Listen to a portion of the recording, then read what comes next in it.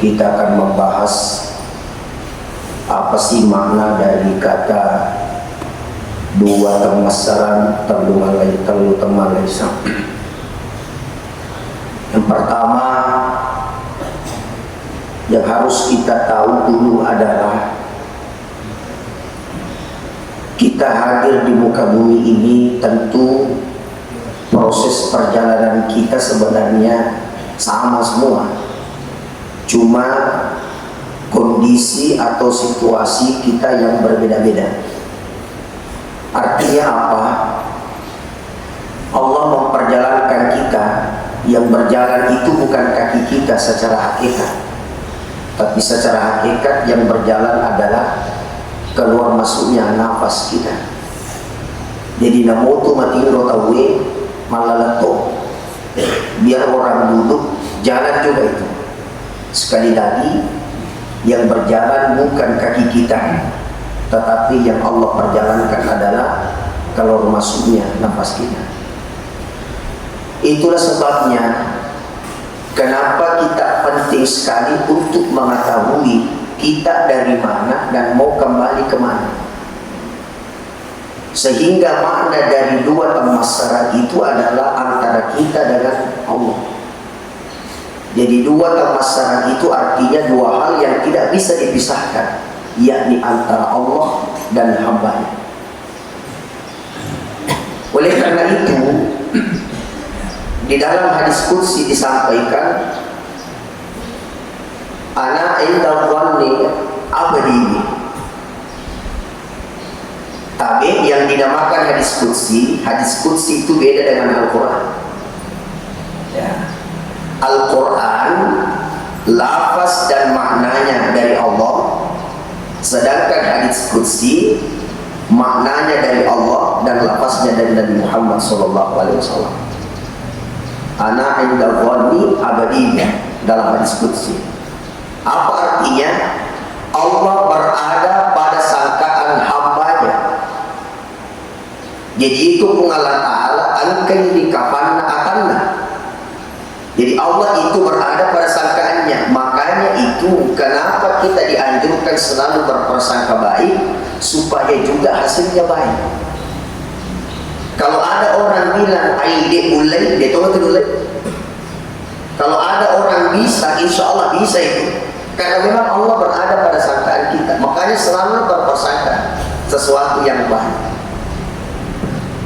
Terbukti Nabi Muhammad SAW pernah menyampaikan hal penting kepada sahabat, terutama Sayyidina Ali karramallahu wajhah. Apa yang pernah Nabi sampaikan kepada Sayyidina Ali? Wahai Sayyidina Ali, engkau nanti meninggal dunia, bahkan tidak akan berpisah nyawamu dengan tubuhmu sebelum keluar darah dari kepalamu. Jadi dia rupa Sayyidina Ali podang itu pun kita. Maka dari Sayyidina Ali dia mau mati dari kude nesuruh dari kude rumu yasa. Kau tidak akan meninggal sebelum darah itu keluar dari kepalamu, artinya kau akan dibunuh. Ketika Sayyidina Ali sakit, seluruh pada waktu itu bilang, "Ai, macam ini mati Sayyidina Ali." Sedikit lagi meninggal Sayyidina Ali. Tapi apa yang disampaikan Sayyidina Ali? Tidak akan saya meninggal sebelum apa yang Rasulullah sampaikan kepada aku. Pasti seperti itu. Ternyata dibunuhlah Sayyidina Ali oleh seseorang yang bernama Abdurrahman bin Muljam. Artinya Ibnu Muljam, seorang hafiz, yaitu seorang hafiz. Bahkan menurut riwayat, dia sementara membunuh Sayyidina Ali, tapi bibirnya tidak berhenti untuk mengaji. Bibirnya tidak berhenti berzikir. Kenapa? Begitulah ketika tidak ada hidayah yang Allah berikan kepada kita. Yang kedua, ketika perang Uhud, waktu nama musuh di Uhud, itu ada pesan Nabi SAW. Ada pesan Nabi kita, wahai sahabatku, terutama pemanah, yang ada di Jabal Rumat. Jadi ukur Jabal Uhud, angkanya segi Jabal Uhud itu yang panjang itu. Ada Jabal Rumat semacam pendakian sedikit, depo, di nama tangga. Disitulah tempatnya pemanah. Ya. kau niro apa panah. Maka ketika itu disampaikan oleh para pemanah ini, wahai sahabatku, apapun yang terjadi, jangan tinggalkan gunung itu, jangan tinggalkan tempatmu wahai pemanah. Tetapi pemanah nasa nyalina menang, nasa nyalina berhasil, melihat kaum muslim sudah menang, dia bilang soroi kafir Quraisy. Ternyata maka nolong ini untuk mengambil harta rampasan. Ternyata Islam kalah pada waktu itu di perang Uhud. Kenapa? Karena dia tidak mengingati dirinya bahwa pesan Nabi aja terjadi, aja belok kejadian, jangan turun di tempat itu. Inilah makna Bapak Ibu bahwa Allah berfirman kepada, Allah menyampaikan kepada Nabi Muhammad, ana inda dhanni abdi, engkau keadikapanna atakku, saya berada pada sangkaannya hambaku. Itulah pentingnya kenapa kita selalu berprasangka baik, karena sangkaanmu itu akan kembali kepadamu sendiri. Nah, ibu bapak saudara-saudara sekalian, nah yenaro makna naro melo ifahadere ajak nato masyarakat. Jadi dua masalah itu menandakan bahwa kita tidak boleh berpisah dengan Allah. Dalam arti ittaqillah haitsu ma kunta. Kita takut kepada Allah dimanapun kita berada. Saya kasih contoh sederhana. Di dalam Al-Quran itu kan disampaikan Allah Subhanahu wa Ta'ala berfirman, saya dekat kepada hambaku, bahkan saya justru lebih dekat kepada hambaku dibandingkan urat lehernya. Jadi marape kak kuatatku dan sepuangnya lebih marape pak nabulat cigoro, saking dekatnya Allah sama kita. Itulah kenapa pentingnya kita memahami bahwa ma fi qalbi ghairullah. Tidak ada di dalam hatiku kecuali ada Allah. Karena kenapa? Tidak mungkin saya menderita, tidak mungkin saya sakit ketika aku dekat dengan Sang Maha Penyembuh. Makanya dalam ilmu tasawuf itu disampaikan, tidak mungkin kesia-sia karena rekomarape kak di lima pasrohi. Tidak mungkin saya sakit apabila dekat dengan Sang Maha Penyembuh. Tidak mungkin saya miskin apabila saya dekat dengan Sang Maha Kaya.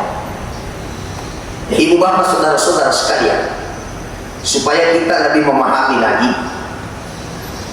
Allah itu dekat sekali dengan hambanya. Sesuai yang saya sampaikan tadi di dalam Al-Quran itu, Allah lebih dekat daripada urat tenggorokan kita. Urat cigorok tak yidu. Dalam ilmu tasawuf itu disampaikan, ya seipongi temu cingari, yawe temu cukuki, mabele temu goreng, macawi temu biji. Angka betul ya ini. Apa artinya? Saya mohon maaf ya. Ketika ada orang berbuat salah, ketika ada orang berbuat tidak baik, itu spontan ada nasihat bahwa ini adalah hal yang tidak baik. Meskipun orang tidak berbicara itu adalah hal yang tidak baik, tapi pasti ada dari dalam bahwa ini adalah hal yang tidak baik. Contoh, ketika kita pergi buka puasa, foto joka buka, coba-coba nih perikan tuh isi urat saya dinapal lisu. Jadi aja ke coba-coba tahu ya contohnya. Coba bawa sendoknya orang satu baru pulang.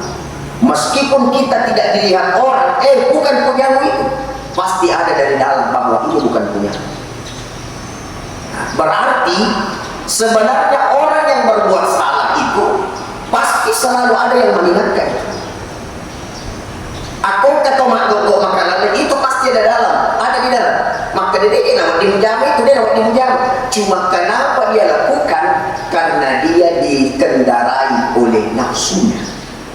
Dia dikendarai oleh keinginannya, dia dikendarai oleh amarahnya. Sehingga ketika kita mau menelaah, ada ijaman namanya mata sedih. Saya tanya ke semua, maka penadita komega dia cipta jawab. Bagaimana perasaan tak kalau banyak kebaikan kita kerja? Perasaan enak toh? Enak perasaan kalau banyak hal-hal yang baik kita kerja. Enak. Dan itu pun ada pasti dari dalam bahwa inilah hakikatmu kau ada di dunia. Apa hakikatmu? Yakni melakukan kebaikan. Maka fitrah manusia itu kebaikan. Semakin banyak banyak kebaikan yang dilakukan, semakin tanam perasaannya. Coba buktikan. Buktikan.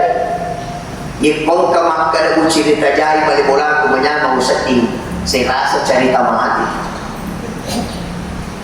Tidak ada perilaku buruk yang membuat perasaan terang. Tidak ada, Pak. Itu membuat kita sebenarnya semakin gelap hati. Tidak tenang. Contoh, pergi ke masjid memakai sandal swallow, kembali memakai sandal mahal. Dan bilang merdeka, maka ini apa merdeka? Bagaimana kalau dalam aku lusa? Nah, aku minggu depan selesai bola-bola. Inilah pentingnya kita memahami bahwa jangan sampai engkau lebih segan kepada CCTV manusia, tapi engkau tidak memahami CCTV Allah yang ada pada dirimu. Kalau saya tanya ke semua, kita lebih takut mana? CCTV Allah atau CCTV manusia? Yakin? Agar dia menentukan masuk ibadah. Ketika kita dipertanyakan, engkau takut CCTV Allah atau CCTV manusia? Namun dia fadaki maka CCTV Allah itu tahu, tapi buktinya tidak. Terkadang buktinya tidak. Contoh, masuk di toko, kalau ada CCTV merekam, tidak mau ambil punya orang. Ada CCTV merekam ini, bukan kayak siaga atau penjara itu yang negara. Tapi coba lihat, ketika tidak ada CCTV yang merekam, sembarang ambil ini tangannya, biar bukan punyanya ambil juga, biar bukan miliknya diambil juga. Itulah kenapa mau kita kaji bahwa Allah tidak pernah jauh dari kita, sebenarnya supaya kita selalu merasa diawasi, dilihat, dipandang oleh Allah, sehingga perjalanan hidup kita terjaga dengan baik. Makanya itu jelas disampaikan di dalam Al-Quran. Innal ladzina kafaru sawa'un 'alaihim a'anzartahum am lam tunzirhum la yu'minun. Muhammad, sesungguhnya orang yang ditutup hatinya. Karena ini hati, Pak, luar biasa. Kalau ini sudah baik-baik semua. Kayaknya saya mohon maaf ya. Ketika hatinya orang ditutup, maka sebenarnya dinasihati atau tidak dinasihati, maka tidak ada perubahan. Ikhwatin tahu tak tutup. Namun pengajari makutung itu, namun dia dipengajari makutung itu. Itulah pentingnya ibu bapak saudara-saudara sekalian, keluarga kita, anak istri kita, supaya kita dekatkan dengan Allah, karena itulah tujuan kita kembali kepada Allah.